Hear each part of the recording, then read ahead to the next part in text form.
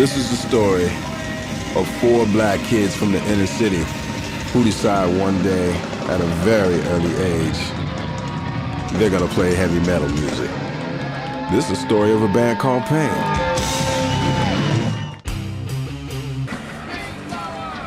This garage right here used to look like, this door looked like it was 115 feet tall when we started our band here. Wow. Yeah, this is it. This is the infamous high voltage garage, which later became a band called Pain, as you all know. But peep this out though. This is me at like 10 years old. Metal.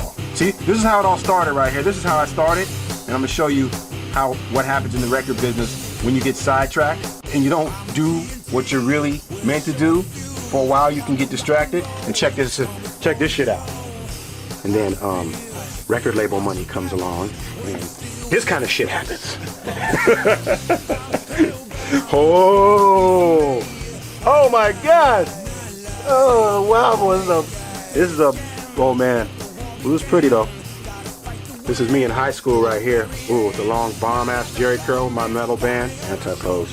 So what did you do before rock music? Rock music? Mm-hmm. You want the real, or you want? What did you do before rock music came into your life? Oh, rock music. Rock music was the first thing I did. Let's start with that. Okay. And then I got into rap music, and I had a bunch of wild friends and cousins that I hung around with, and I did a lot of the same shit you hear on behind the music. I was out in the streets, moving the occasional ounce of cocaine and weed or whatever I could get my hands on, chipping up cell phones and slanging cell phones, you name it, And then ended up signing with RCA as a rap solo act. Did that for a little while.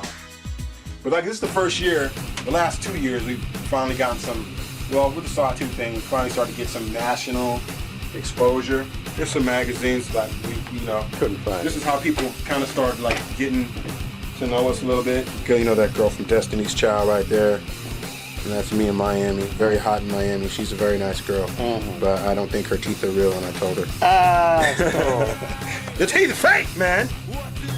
Teeth are fake. But this is a publication that we're really proud of being in. They gave us a lot of love in this magazine. Metal Hammer from England. They gave us some love. They just contacted us out of the blue, and it kind of trickled on overseas, and they were like, care about a band called Pain, bloody bastards.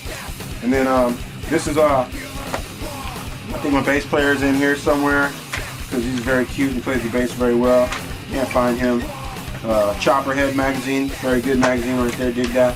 But this is my favorite, and this is what I'm most proud of. With my band right here. Oh my God! Oh my God! That's right. And check the back. Pow! That's you, Larry, man. Come on, man. We have arrived. But they did. You know what though? It's a great magazine. And they keep it real hood, real street, and they did a great piece on us. Wow! Look at that. Look how much love they gave us. Wow! Whole 2 pages. Yeah. Wait a minute. What you telling me about, son? Wow! Oh yeah. wow! Wow! Even more. Yo, so I got this other project. It's called Planet Beat. It started off as basically a studio project, just me dicking around in the studio, messing with all my keyboards, and I'm really into the whole electronica thing and into a lot of stuff like that. And it was a good outlet for me to be able to do that stuff with my other buddy Sasan, dude I've been knowing for like 20 years, ever since we was kids and stuff. And we got to do a lot of cool shows, and with people like Tommy Lee, The Killers, Prodigy, Kraftwerk, Wu-Tang, Chemical Brothers, The Cure, Paul Oakenfold, Mixmaster Mike, DJ Scribble, and just all kinds of cool stuff like that. It's been fun. It's a way for me to get all this other music that I have inside of me getting out.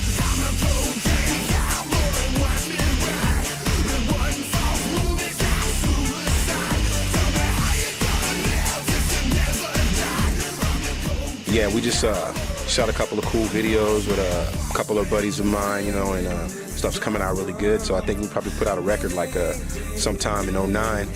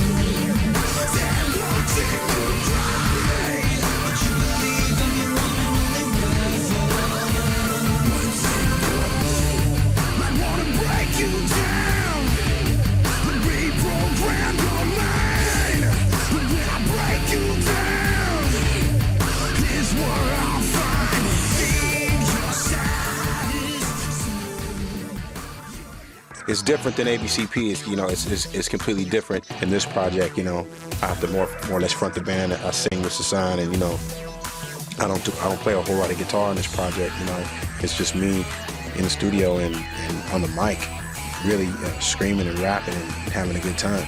You know, and so far it's been a good time. You know, we have a great time doing it. You know, we're gonna get to talk about Hieroglyphics. Yeah. Hieroglyphics is a hip-hop label out of Oakland. Tajay, great rapper, producer, smart label guy. Yeah, put out a lot of people. It took a hip-hop label, an independent hip-hop label, mind you, with very little budget, to have the foresight to put us out. It's nice to meet you. Yeah, it was a trip, man. We had this little record that we just threw into record stores all the way to LA and back. You know, we do shows down there, drop some off here and there, and we had this little thing out, and we just put this shit in the stores. You know what I mean? And it started moving a little bit. It was weird, but it didn't have any real budget behind it. You know, it was just us and another one of our friends, Jason, who was trying to help us out at the time, and he just didn't really have the bread to do it. But yeah, you know, he was a hip hop cat, and Hieroglyphics is an underground hip hop label. And, you know, it's weird that some hip-hop dudes, some, like, real underground hip-hop cats had to step up and be like, you know what, this shit needs to be heard, you know? And it's like, none of these other record labels was trying to fuck with us, trust me. You know what I mean? They had no belief. They was looking at us like, what the hell are you doing? When we went out to Indiana, oh, my gosh. I mean, it was like, these people get it. They get us. They understand us. It's, you know, it's Indiana is, man, that whole part of the world, they rock. They don't mess around with nothing else. If you ain't heavy and you ain't coming with the real shit and you're not bringing it, they'll boo your ass off the stage. They don't give a shit how many records you sell and how much you're on MTV or how pretty you look in your video. If you ain't crushing it and you ain't bringing it, man, they ain't fucking with you. It's really cool to be able to go out to Indiana and play with the band like the Smashing Pumpkins, you know what I mean? And that was a defining moment for our band. It let us know that we could swim with the big fish. Are you ready? Are you really ready? Let's do it. From that point, I think we started getting a little bit of traction, and you know, we got a good friend named Cleo Johnson who passed our thing on to I think it was a guy from Virgin. I'm not sure, you know, but I think that's who it was. And they were doing this movie soundtrack, and they're like, hey, we want to pass on, you know, some of your material to the people who are putting together the soundtrack. And we said, what movie is it? And the dude was like, it's a movie called Saw 2, you know, and ended up putting our song Holy on that soundtrack. That to us was a blessing, you know, and hopefully we'll do more stuff like that.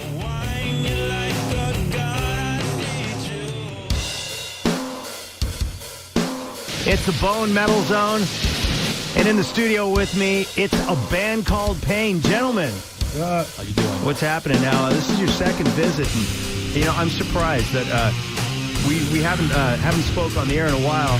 You guys come in. You guys have come directly from a studio where not only did you put some new songs down, you guys mixed it, and you're in tonight with music. Yeah, that's crazy. I mean, you know, and if I recall, last time you guys were in, you guys had just done the same thing and come up with a whole bunch of new music. What's the name of this song? And this one has a video to it. Everything I've heard, every song is damn good. You guys are a good, tight band. You're awesome live, and you know what? I wish you nothing but the best of luck, because in a lot of this business is just that. These guys, you guys are hot. Someone's got to sign you guys.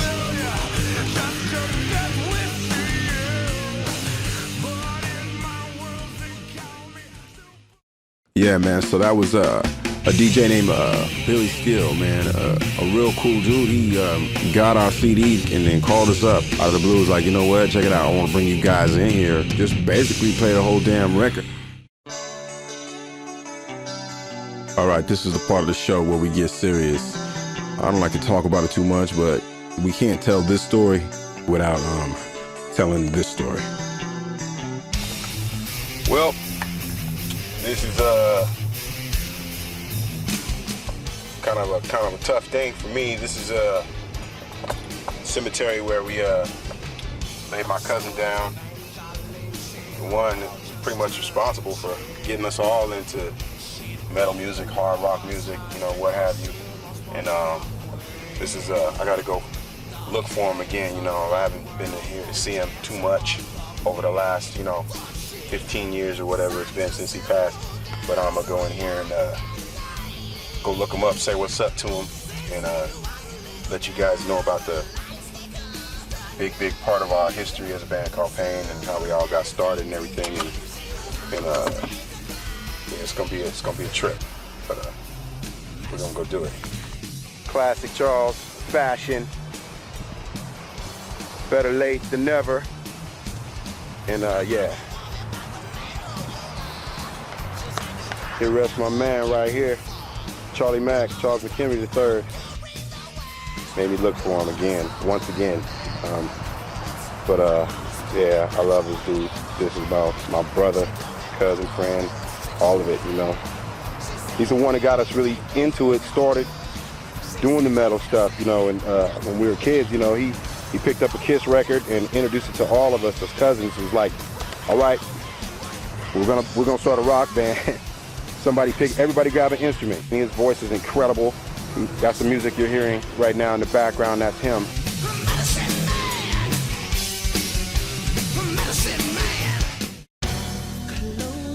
Charles McHenry III lost his life in a gunfight with the Hayward police in 1992.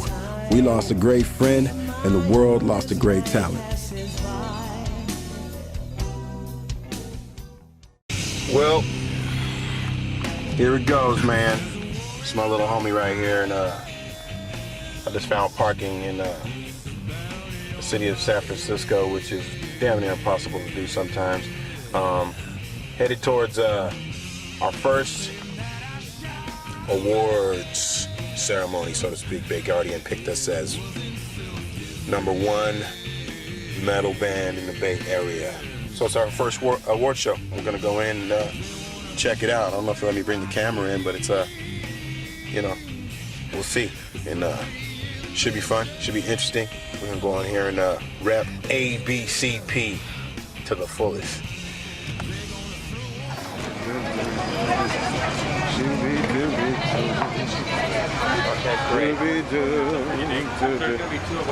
Yeah, BD, what's up, man? How you doing, bro?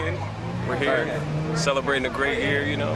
Yeah. So it's your first award ceremony with the band called Pain? You know, it's my first award ceremony with any motherfucking body, man.